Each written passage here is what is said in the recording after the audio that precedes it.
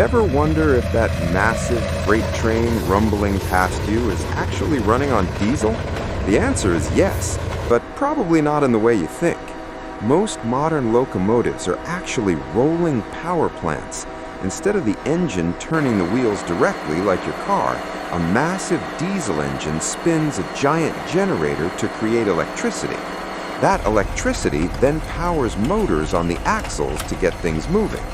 Imagine trying to use a standard clutch to move 10,000 tons from a dead stop. It would literally melt. Electric motors provide maximum torque instantly, which is why trains can pull a mile-long line of cargo without breaking a sweat. It is shockingly efficient. A single gallon of fuel can move 1 ton of freight nearly 500 miles. In the United States, 95% of freight relies on this diesel-electric setup because it is a go-anywhere solution. Electrifying thousands of miles of track costs millions per mile, making it a massive financial hurdle.